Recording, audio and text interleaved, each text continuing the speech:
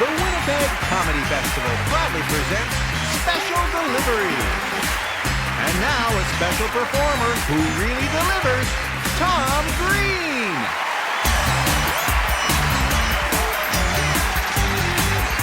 Thank you very much.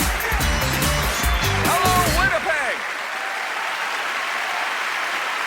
Good to be here in Canada, the greatest country in the world. Right? It's time we start saying that, right? You know, the Americans, they always say, oh, we're from the greatest country in the world. Americans say that. We're the greatest country in the world. Yeah, if you're so great, how come you don't have Swiss Chalet? I find it funny, I've been living away from Canada for 15 years, and the thing I miss most is the sauce from a Swiss-themed chicken restaurant. But it sure is good to be here in Winnipeg. My American friend is traveling with me. We were at the airport, and he read on Wikipedia that Winnipeg is the murder capital of Canada. And he was concerned. He was scared. He was like, is it okay? Are we going to be safe? I'm like, John, you live in Los Angeles. The murder capital of Canada is the safest place you've been in the last 10 years. But I love Winnipeg. Winnipeg's the only city where you'll hear someone say, sorry, I can't come to work today. My hope is frozen.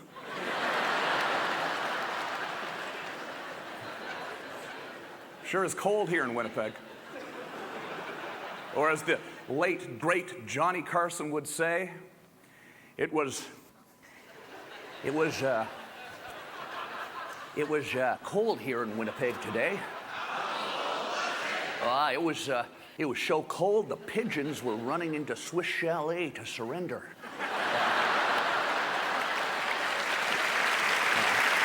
That is some wild stuff. The show today is called Special Delivery. It's performers who are special, who stand out from the pack, comedians who you can't help but notice. Why? Because they're unique, they're different, and talented. Remember talent, folks? Remember when talent was mandatory, not optional? Today too often, I think we ignore talent. We give people attention because they're train wrecks. We're living in a world where we reward bad behavior. We like watching people fail. Seems today celebrities got to do more and more outrageous things to stay relevant. Get a DUI, get caught shoplifting, hump a dead moose. What's wrong with these people? You know, I mean, used to be if you were 16 and pregnant, you'd get in trouble. Now you get a TV show. You know, I started out doing a little TV show on a public access station in Ottawa. I painted my parents' house plaid. I filmed their reactions. It was the early 90s. We got picked up by MTV. I was just a little kid living in my parents' basement trying to figure out what I was going to do with my life. I painted some pornography in my parents' car, called it the Slutmobile. You know, Dad came out, there were sluts on his car. He was like, Jesus Christ, you know. Had to take the bus to work. I followed him to the bus stop in the Slutmobile with the video camera. You know, all the neighbors were looking at the sluts on his car. It was fun. That's just amazing to me, you know. I started out doing this little public access show, and then it got picked up all around the world, and I just want to thank all of you who watched it, because without you, I probably wouldn't be here performing tonight in Winnipeg, the murder capital of Canada. Are you ready to get this show started?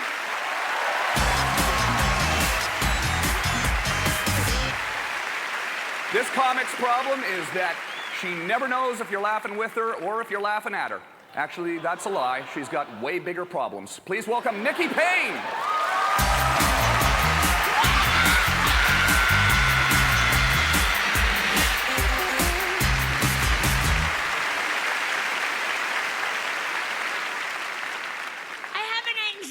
Disorder.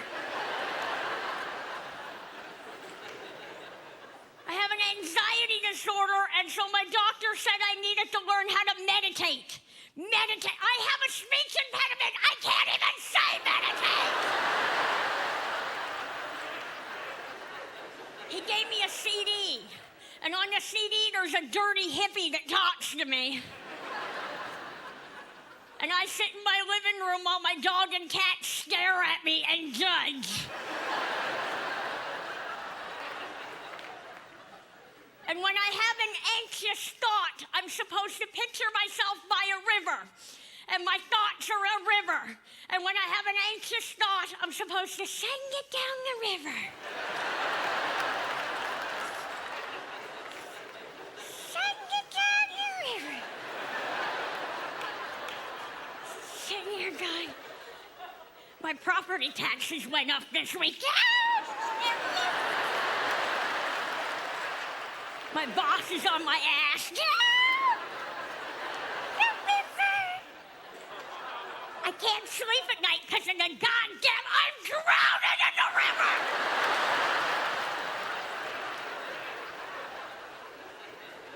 I also suffer from depression. Surprise!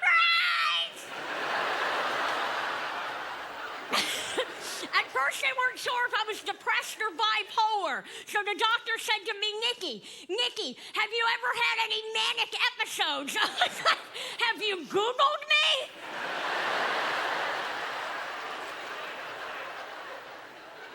My therapist also says I have a personality disorder. So I Googled that. And it says people with personality disorders can't control their anger. They're impulsive and manipulative. I think she's calling me an arsehole. I pay $140 an hour every week to find out I'm an arsehole. Do I at least get a medical alert bracelet for that? This woman is a lemon-sucking arsehole. Do not resuscitate.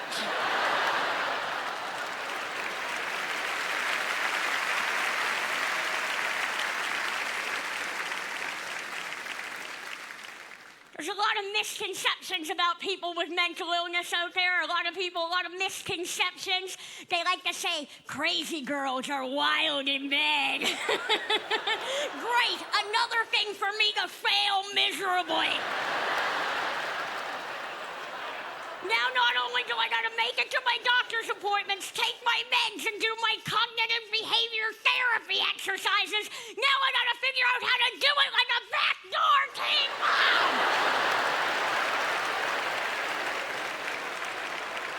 I'm single.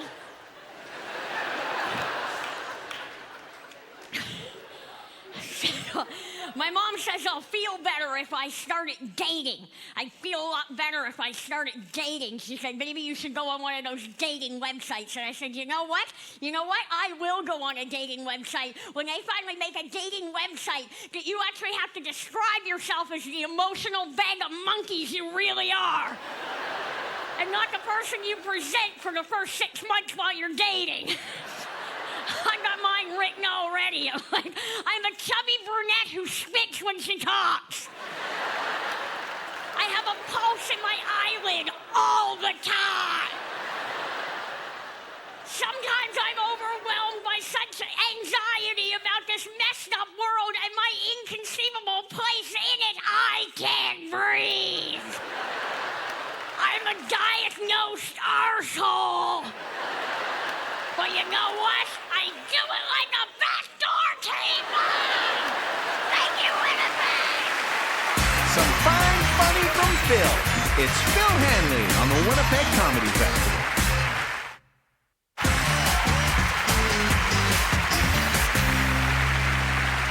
This next comic is hard to describe. He's pale, good-looking-ish.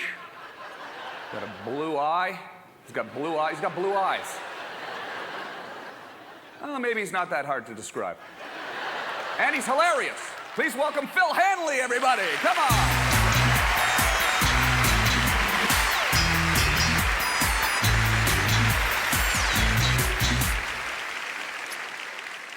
Hi, everybody. I'm really excited to be here. This theater, you know, is so historical, right? The Marx Brothers played here. Charlie Chaplin played here. Now me. The big three. I'm dedicating tonight's set to my mom. She's the best. I'm dyslexic, so she would help me with my homework every night. She'd basically do my homework. And if your mom does your homework, parent-teacher interviews are so different.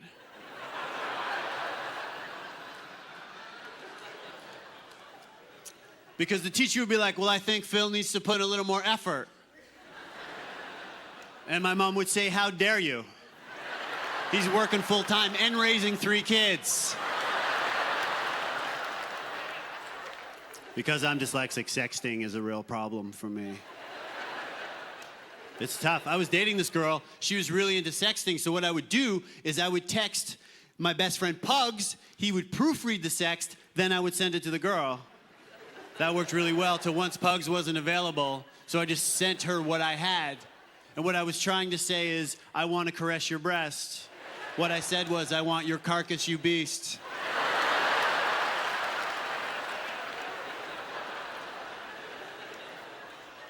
I live in New York City now, and my roommate, she's 75 years old. It's true, when I first moved in, my friends didn't believe me, and they'd be like, well, how did you meet her? And the truth is, she was a friend of a friend. And then they would say, well, what friend? And I would say, my friend Nana.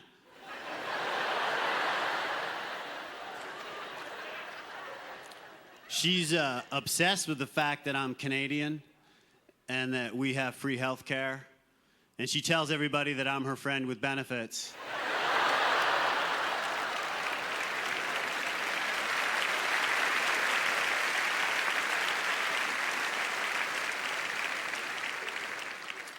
It's tough because she doesn't know what that expression means, right? So I have to have that uncomfortable conversation where I'm like, you know, you gotta stop saying that. Or give me a little sugar, like start putting out, and then...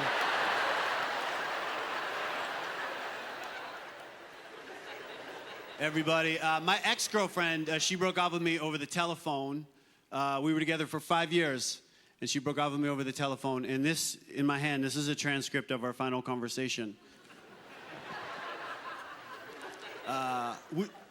Ma'am, would you mind, second row, second in, would you mind coming up and playing the part of my ex-girlfriend? Would you be okay with that?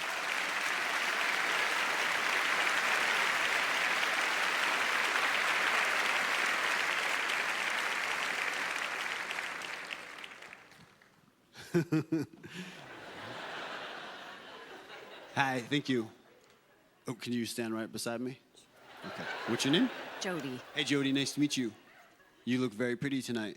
Oh, cool. Sometimes you give someone a compliment, they give you one back. Not always, guys, okay? You take a risk.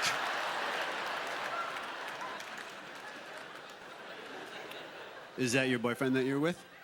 Yes. It is? Okay, cool. He's a good-looking man. So I'm your type.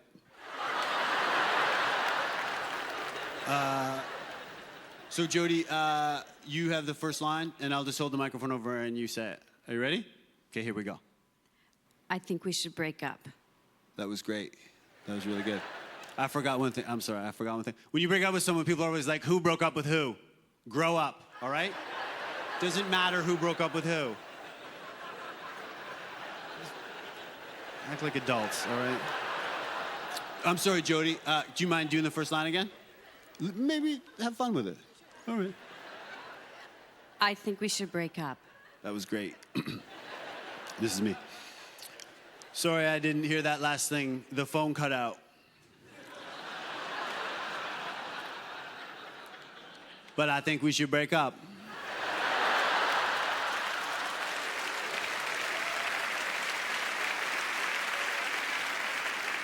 Oh, sorry, right. This is your whole monologue, okay? Do you have any acting experience? Not really. Okay, we'll try to step it up a bit. This is so hard. You're such a great guy, and I love that you still live with your parents. I can't believe I'm not going to get a chance to make love to you tonight.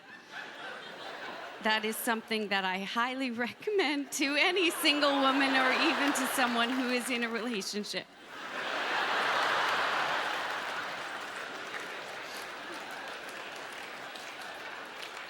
Thanks for improvising that thing at the end. Oh, this is me. This is me, sorry. Sorry, the phone cut out again. What was that last part? I was just saying that in a perfect world, every woman on the planet would get a chance to experience the forbidden pleasure that only you can provide. True dat.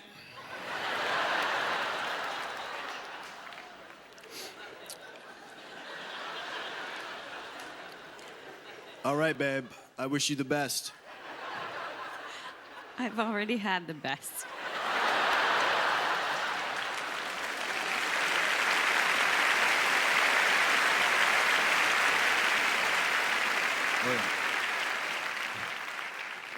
I'll always love you, donkey hammer. Jody, everybody. Jody, please take a bow. That was great. Thank you guys very much. Thank you. Musical musings from Deanne Smith, next on the Winnipeg Comedy Festival.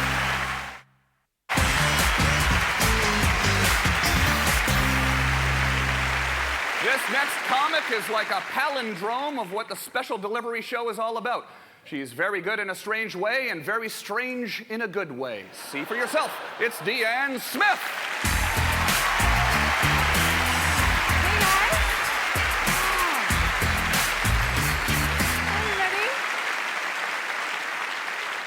I'm a lesbian. That's not really relevant to the rest of my set, but I do like to let the ladies know.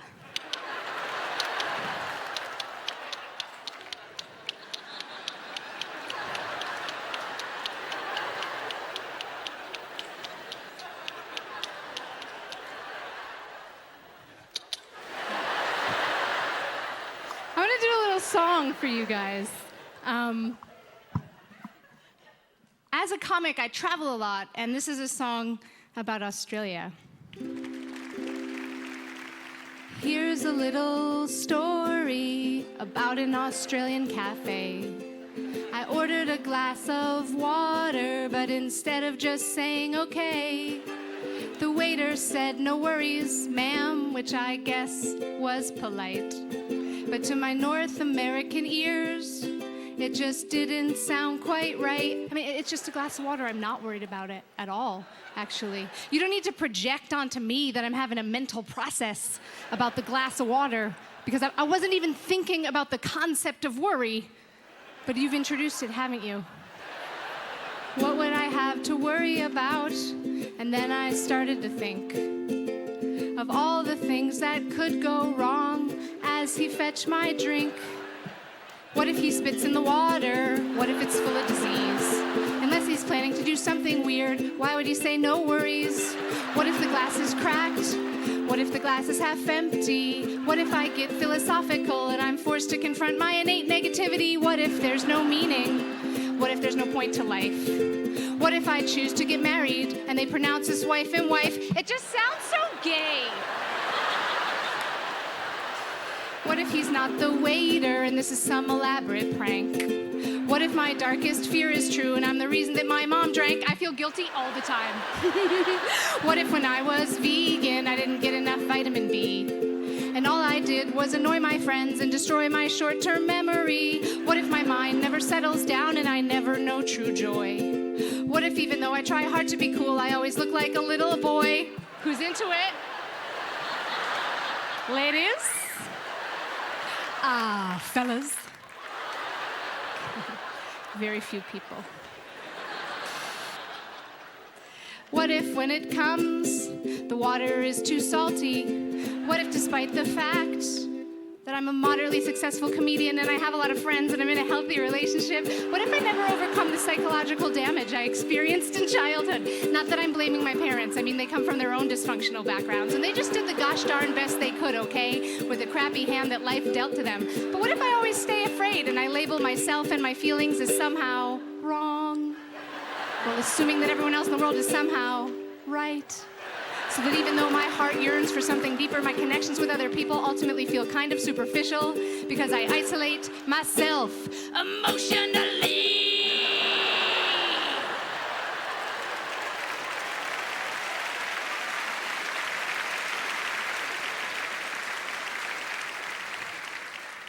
When the waiter comes, he arrives in a flurry. He says, sorry that I took so long. I say, hey man, no worries.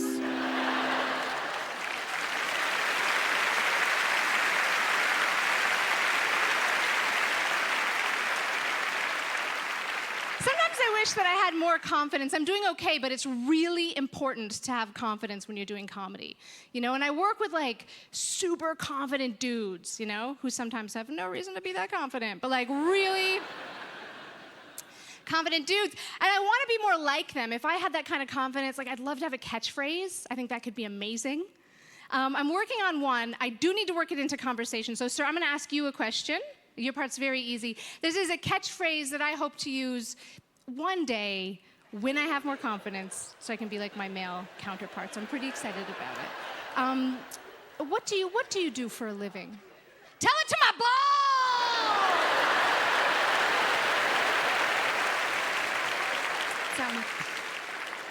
It's just a little something I'm working on, and I think eventually that'll be great. Thank you guys. Good night.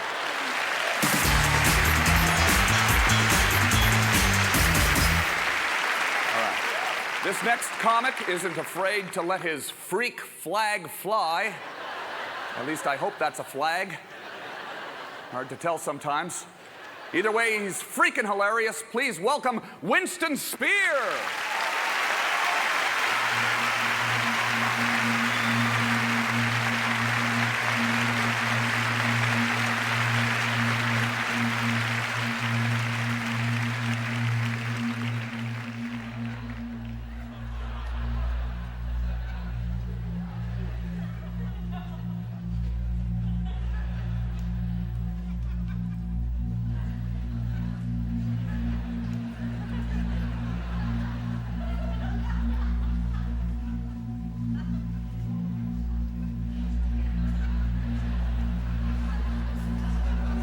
This is a knock-knock joke.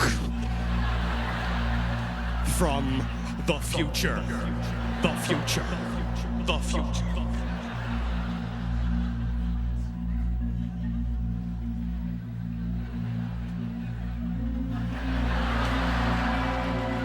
Joke's on us. There are no knock-knock jokes in the future. The future. The future. Because there are no doors in the future. The future. The future. The walls slide in within themselves.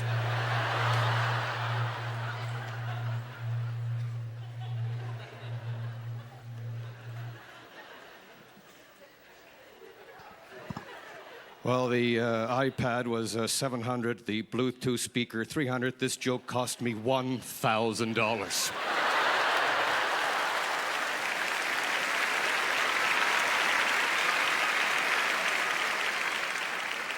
I really hope Niagara Falls freezes this wintertime. I want to do some downhill skating.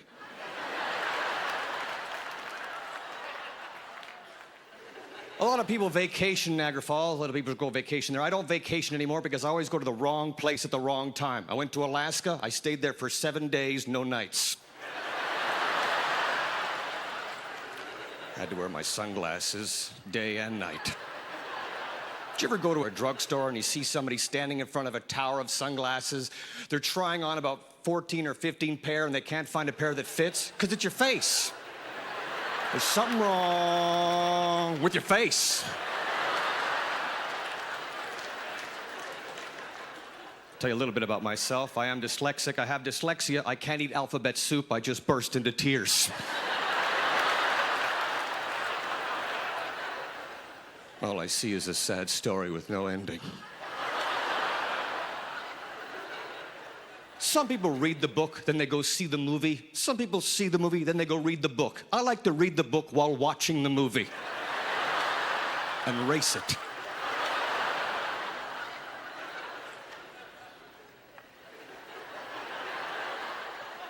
Started exercising, I threw up immediately.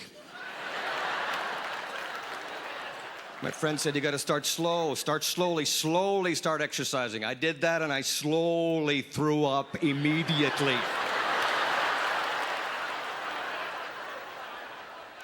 So did you ever have your cell phone set to vibrate and you forget it on the kitchen table in the morning? You come home that night, it's on the floor in 14 pieces.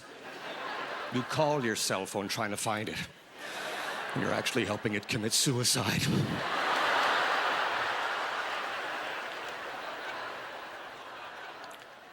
I went to the mall today looking for people.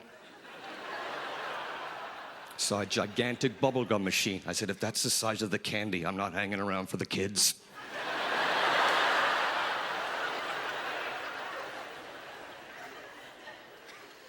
Yesterday, I saw someone bicycling with a cigarette and a coffee in their hand. I said, that's the stuff I want to see on Cirque du Soleil. Regular people doing amazing things.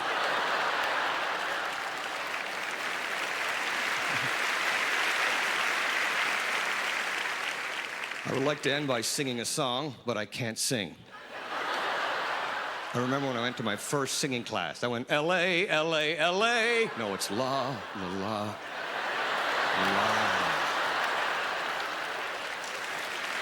Thank you, folks. Thank you very much. It's been a great audience. Take care. Coming up, green is the new black. More Tom Green on the Winnipeg Comedy Festival.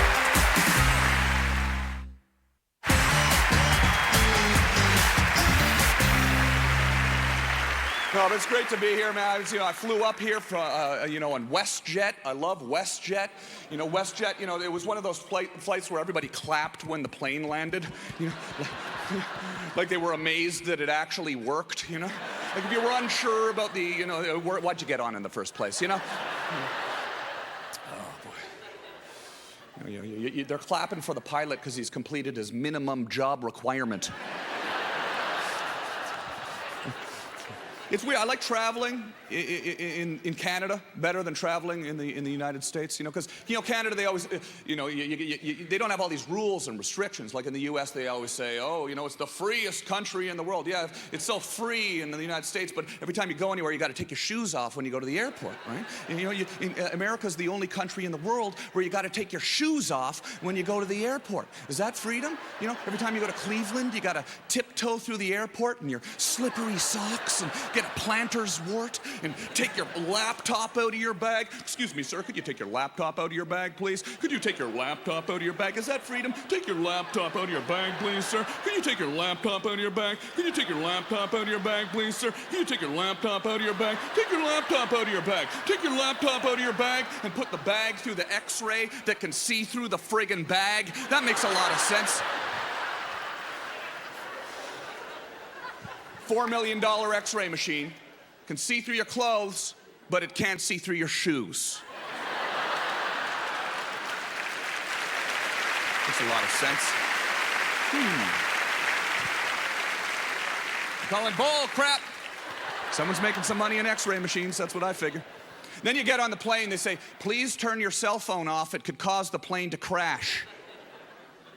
You go through all that crap to get on board, then they let every passenger on the plane with a potentially lethal device, and they leave it up to the honor system. Bull crap.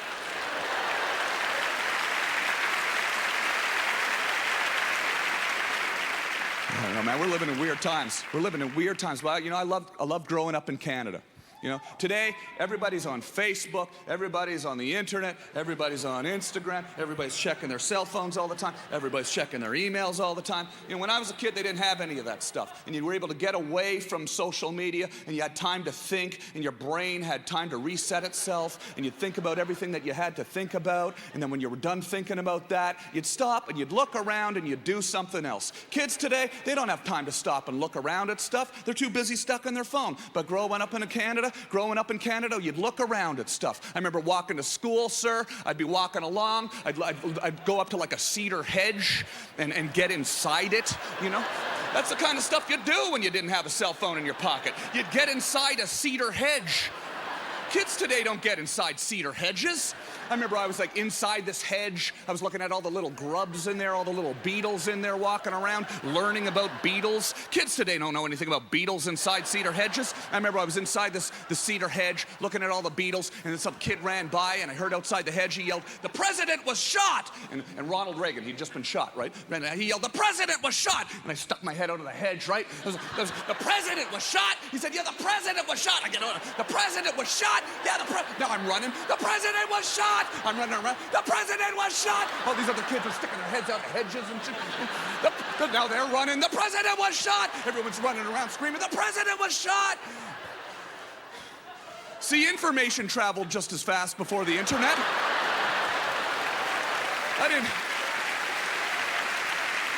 We didn't need CNN or TMZ. I found out Reagan was shot inside a bush. You guys are awesome. We got a lot more comics coming up. Yep. This next comic is so unique and notoriously talented. If he were an outlaw, he'd be wanted deadpan or alive.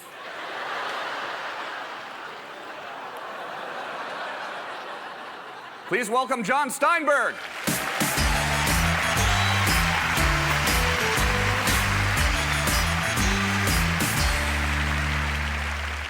Hey there. So sometimes after a show, someone will come up to me and they'll ask me if I really talk like this. And I tell them that I do. And then usually they say, "Wow, you must be high like all the time." That's not it, actually. I actually had a brain tumor when I was a kid. That plus I'm high all the time. So. Yeah, I'm all right now, though. I had it removed when I was 11. You know, they don't let you keep your tumor. It's true. I asked the nurse. She said, "What do you need it for?" I said, "What do you need it for?"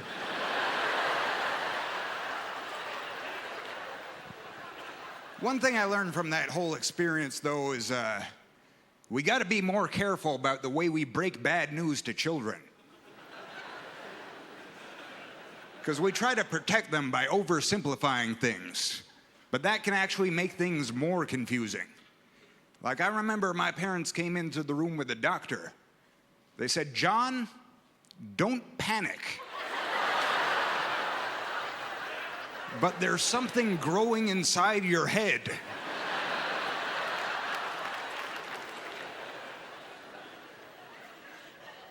"What do you mean, like a baby?" And they said, "No, it's not a baby. All you need to know is the doctors are going to take it out." Well, that still sounds like a baby.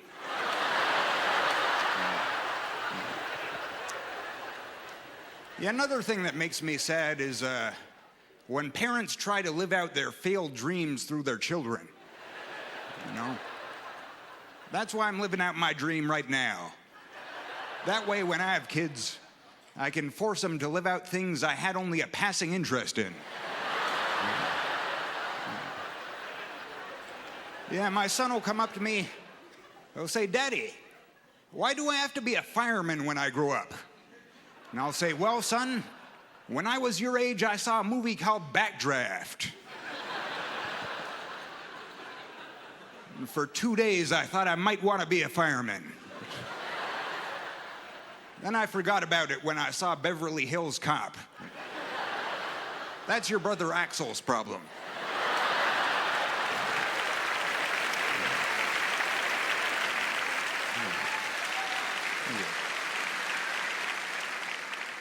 Yeah, advertising's getting weird.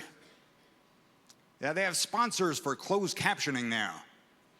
If you don't know what's involved in making closed captioning, it's one guy sitting in a room and typing.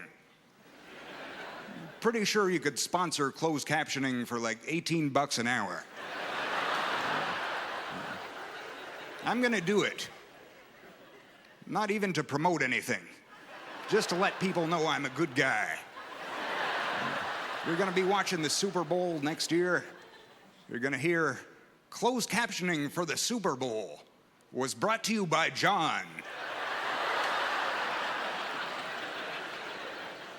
That's right, John, who says, "Don't worry, deaf people, I got you."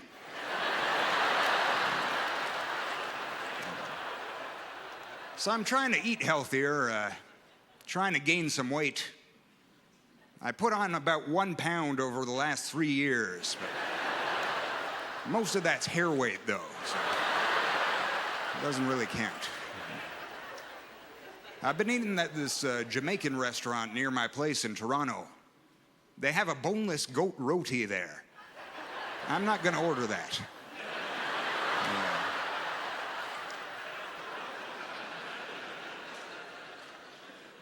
People think veal is cruel. What about the poor boneless goat? Laying out there in the sun, sad, lumpy puddle of goat. At night, the farmer's got to take him back into the barn with a shovel and a wheelbarrow. Save the boneless goat. Thank you. Still to come, Simon Says Laugh. It's Simon King here on the Winnipeg Comedy Festival.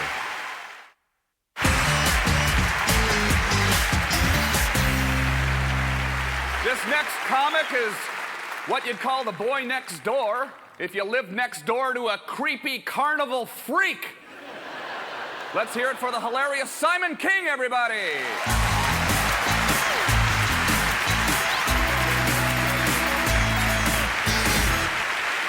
I just had a birthday, guys. I turned 36 years old. Yeah! Yeah! 4 years left. And here's the thing, guys. People always say to me, they're like, "Simon, you don't look your age from a distance." But you know how you can tell someone's real age is you look in their eyes, right? Like you look in a young person's eyes, it's like a Disney scene in there. Birds are chirping and chipmunks are riding bicycles. Like, they don't know the world's a piece of crap yet, right? Their student loan payments haven't kicked in. They still grocery shop in their parents' fridge. You look in my eyes, it's like counting the rings of sadness, like cutting an oak tree in half. Just every time life hauled off and kicked me square in the dick, just another black ring forms in my eyes. Every time the bank's like, "You don't have any money," or my doctor calls me bitch tits. Every time I do a show in a city that has a snowfall in the middle of April, just another black ring forms in my eyes.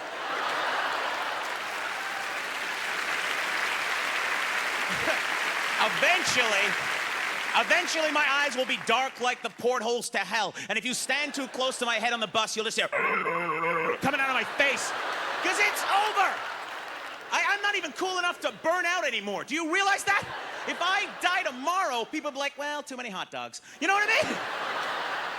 I thought I was gonna go big. I thought I was gonna fly off a cliff at 25 filled with cocaine in a flaming hovercraft on my way to defend my 3rd underground Mexican knife fighting championship. El Diablo Blanco! Nope. I'm gonna die at 72 in a food court in a mall. And the only person that's gonna notice is the cleaning lady. "Mr. Kinch, you need to move your feet."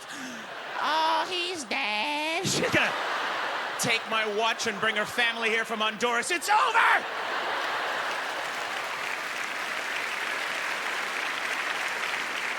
I know I'm getting older because my fears have changed, right? What frightens you when you're a kid? The boogeyman. A guy jumping out of a closet with a hockey mask and a knife at 3 o'clock in the morning.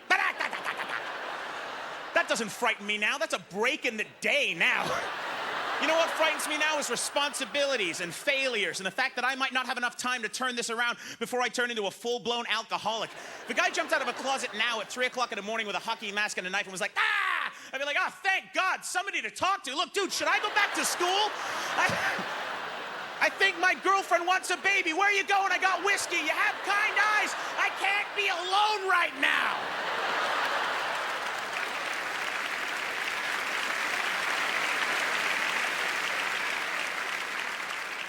You know what I do first thing in the morning after I change the date on my suicide note? You wanna keep that shit up to date, guys. That's like taxes. You ever go through your old suicide notes just to reminisce? To see what you used to think was a really big problem? This one, covered in gravy and tear stains, says, "I'm already 25 and I only have $500 in the bank." What a rich bitch. The idea that you could kill yourself is like having an unchecked lottery ticket in your pocket. There's a very slight chance you don't have to put up with this crap tomorrow, you know? But if you're gonna do it in an interesting way, right? Like carry a loaded gun with you, and next time you get pulled over by the cops for some stupid traffic stop, know the dashboard camera is on, and his body mic is live. So when he sidles up next to you, all high and tight haircut, all picked on in high school and looking to compensate on that particular Wednesday, you know what, I stopped you, son? I'm a hero ever since 9/11. You know why I stopped you? You just lean into his body mic and go, oh no, please, officer, don't. Blam! And blow your freaking head off. And don't have any pants on, because then he's got to explain why it happened again. Yeah. I went into a store the other day to buy something, as opposed to peeing on it and going, that's mine, and leaving.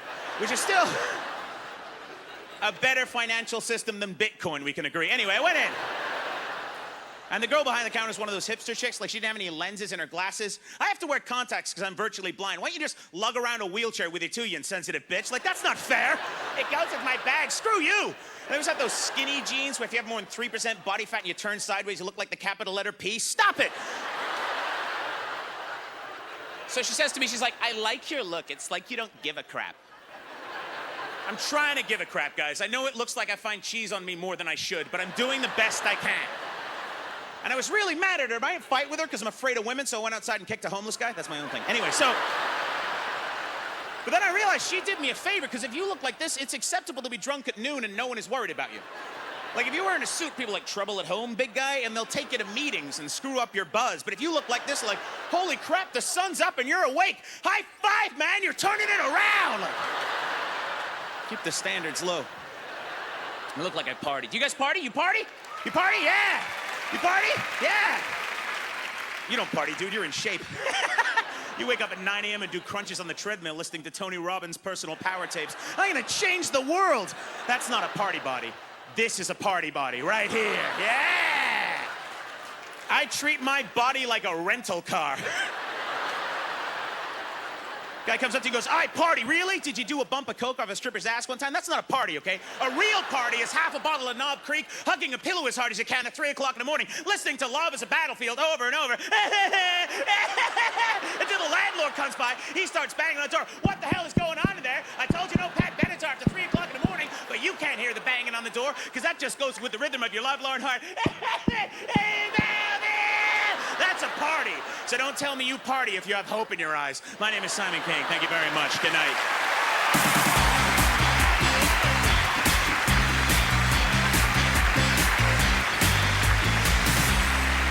Well, that's it. That's it. That's it for Special Delivery. The Special Delivery show is over. What an... I know.